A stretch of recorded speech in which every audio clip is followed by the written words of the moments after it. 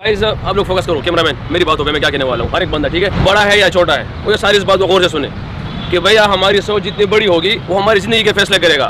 सिर्फ इस टूर्नामेंट की नहीं, टूर्नामेंट एक मंथ का खत्म हो जाएगा, मगर हमारी सोच हमारी मंजिल को टारगेट करेगी। मोहम्मद रिजवान, शर्म आती है आपको? जितनी भी बातें होंगी पॉजिटिव बातें होंगी, जीत वाली बातें होंगी, चैंपियन वाली बातें होंगी, हमारे जो भी हो जाए वो डजंट मैटर। हमारे पास 0.99% चांस होगा, हमने चैंपियन वाली बातें करनी है, इसके अलावा नीचे कोई बात नहीं होगी। पूरे मुंह देख रहे हैं और हमारे रिजवान साहब उर्दू में बात कर रहे हैं। ये एम्बेरसमेंट है उन तमाम गोरों के लिए जिनको आप वहां पे धूप में खड़ा कर रहे हैं और उनके सामने एक एलियन जुबान में बात कर रहे हैं। जब मैं अपने कप्तान मोहम्मद रिजवान को देखता हूं कि अभी आजकल वो प्रेस कॉन्फ्रेंस करते हैं या किसी से बात करते हैं, मैं नहीं कहता कि आपको अंग्रेजी आनी चाहिए, आप उर्दू में बात करें, मगर सब पता तो चले कि आप कुछ कह रहे हैं, आप अपना पॉइंट मेक कर रहे हैं। कभी आप कह देते हैं समटाइम्स विल, समटाइम्स लर्न, कभी आप कह देते हैं समटाइम्स स्क्रैप, समटाइम्स एक्टिंग। अभी ये वीडियो मुझे गुस्सा इस बात का देखिए, ये सब शरारतें अच्छी लगती हैं जब हम ऑस्ट्रेलिया होते हैं, हम तो ये शरारतें अच्छी लगती हैं यार, ऑस्ट्रेलिया कितना अच्छा खेलते हैं और ये कितने प्यारी बातें करते हैं, मगर बुरी परफॉर्मेंस के बाद इस तरह की बातें नॉन सीरियस एटीट्यूड दिखाती हैं। हमारी गेस्ट है, ओवरसीज है, हमारी मैनेजमेंट है या प्लेयर है, इनको गेस्ट ही रखना है। क्रिकेट में भी गेस्ट रखना है, सारी जिम्मेदारी अपने ऊपर लेनी है लोकल प्लेयर्स ने।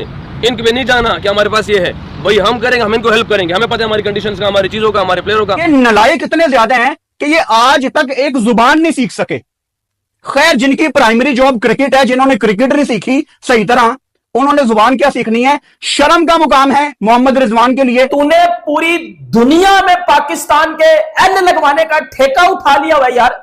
तू जहां जाता है तू पाकिस्तान की इंसल्ट करवा के आ जाता है। आप बीइंग ए पाकिस्तानी दुनिया के सामने कितने लेट डाउन होते हैं इन अनप्रोफेशनल लोगों की तरफ से, इनकी वजह से। यार मेरा पाकिस्तान ऐसा नहीं है। तो आपके क्रिकेट अथॉरिटी चला रहे बोर्ड के डायरेक्टर्स लेवल पे ये सारी चीजें टूर्नामेंट से पहले डिस्कस हो जाती है। एजेंडा होता है कि यार इसके प्लेयर क्या होंगे, ये कैसा बोलता है, ये क्या बोलता है, कहाँ पे हमें मैसेज में बहुत बात लेके जानी है, कोई हमें ऊपर तक बात लेके जानी है। सब नीचे नहीं रखना, दर्द सबको है, अफसोस सबको है, खफा सब है, मगर हम सीना तानों के जाएंगे इंशाल्लाह कि हमने क्रिकेट अच्छी खेली, अच्छी क्रिकेट खेली ना गाइस। ये दुनिया में मोहम्मद रिजवान मेरा लिपस्टिक कोडो अकर मोली या तो बिना या तो लड़ना, तेरे मुंह में लड़ना है, ये कौन सी बकवास है भाई? मुझे इस बात का आंसर दे दे। पता नहीं क्या करके मानेगा, या तो इसने नमाज जनाजा पढ़ना है, पढ़ तो दिया। पाकिस्तान क्रिकेट का जो बचा कुचा है वेंटिलेटर पे पड़ा है पाकिस्तान। कोई पहले साल नहीं है, इससे पहले भी हमने देखा था। ये पिछली दफा पाकिस्तान सुपर लीग की ट्रॉफी जब दुनिया को दिखाई गई तो वो बैंड बाजे, टेंट, शादी का माहौल, शादी वाली कुर्सियां, लाल कलर के कारपेट जो 13 साल पहले आखिरी दफा धुले होते हैं, वो भी ऊपर से। क्या स्टैंडर्ड है यार आपका? Mohammad Rizwan Riju dancer, lipstick powder, white cream, win learn, तुझे शर्म आती है भाई? मुझे सबसे पहले तू ये बात बता दे। नहीं, तू तेरे से बड़ा नॉन सीरियस क्रिकेटर मैंने अपनी जिंदगी में नहीं देखा। उतरे हुए चेहरे, PSL 10 है, एक तरफ आप हमें पुरजोश करने की कोशिश कर रहे हैं, हम आपके चेहरों को रीड कर रहे हैं, सारे उदास बैठे हुए हैं। तो लोग समझदार हो चुके हैं, उन्हें पता है कि आप प्रोफेशनल लोग नहीं है, ना आप लेके आए हैं, ना आप इसको संभाल सकते हैं।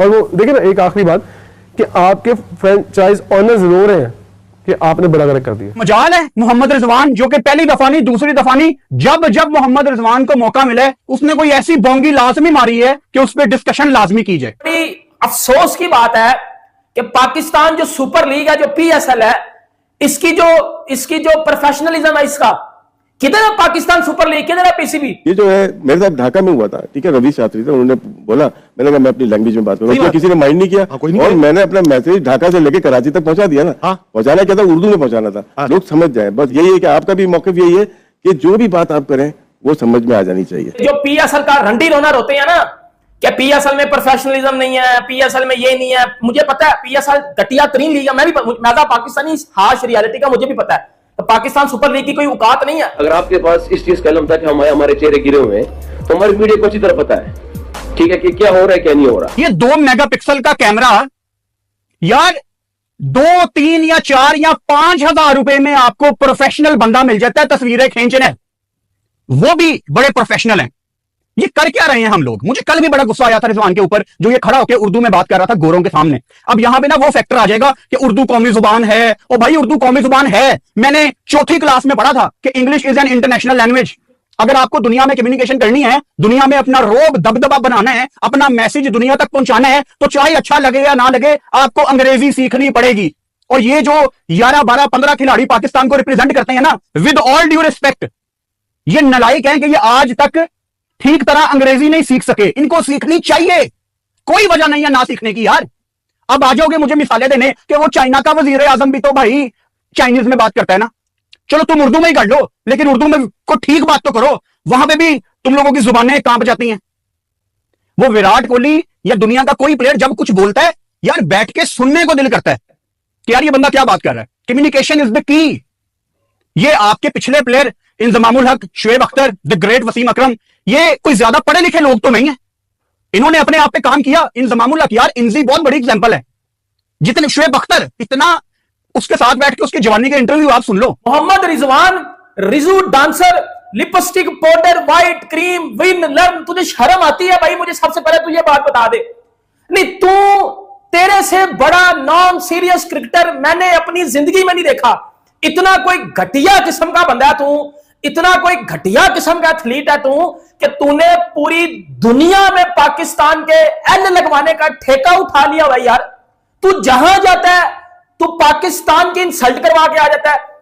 नहीं, मेरी बात सुनो, हमारी क्रिकेट की इज्जत नहीं है, हमारी कंट्री की इज्जत नहीं है, हमारी किसी चीज की इज्जत नहीं है, हमारी PSL की इज्जत नहीं है।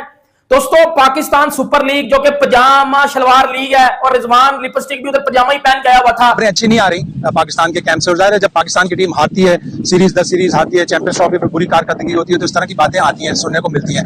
अगर आप वो क्लिप सुन लें रिजवान का, जो उसने तीसरे वनडे के बाद कहा था, उसने कहा कि T20 से हमें निकाल दिया, हमने डिसीजन एक्सेप्ट कर लिया, मेरे हाथ में बहुत सी चीजें नहीं है। यानी 11 का जो इंतखाब है T20 में भी और वनडे में भी, उसमें रिजवान का इतना अमल दखल नहीं था, लेकिन 11 खिलाड़ियों को लड़वाना रिजवान के हाथ में था। वो सही से नहीं लड़वा सका, वो सही से रिजल्ट प्रोड्यूस नहीं कर सका। लेकिन खबरें ये आ रही हैं कि रिजवान जब भी टीम मीटिंग करते थे तो उसमें हेड कोच और दूसरे कोचेस नहीं आते थे, वो सिर्फ प्लेयर से अपनी मीटिंग कर लेते थे। तो ये एक तरह से बुरी चीज है कि पाकिस्तान की टीम मैनेजमेंट और कप्तान एक पेज पे नहीं थे इस पूरे टूर में। ज्यादातर टूर में ऐसा ही लगा कि एक पेज पे नहीं है। और फिर रिजवान सिलेक्शन में कुछ प्लेयरों का, टूर से पहले कुछ प्लेयरों का चाह रहे थे, जैसे वो इफ्तिखार अहमद को टीम में शामिल करना चाह रहे थे, लेकिन इफ्तिखार की रीसेंट कारकर्दगी अच्छी नहीं थी। तो अब हमें ईमानदारी करनी पड़ेगी अपनी क्रिकेट में, मेरिट लानी पड़ेगी। अगर हम इसी तरह करते रहे कि टीम मीटिंग हो रही है, उसमें कोचेस नहीं है, कप्तान अपने प्लेयरों के साथ अलग बात कर रहा है, एक पेज पे नहीं है, तो हमारी क्रिकेट आगे नहीं जाएगी। पाकिस्तान के जो बैटिंग कोच है मोहम्मद यूसुफ, उनको ये लगता है कि पाकिस्तान को ICC से बात करनी चाहिए कि न्यूजीलैंड ने जिस तरह की पिचेस दी, ये गैर मियारी पिचेस हैं, ये गलत पिचेस दी गई हैं।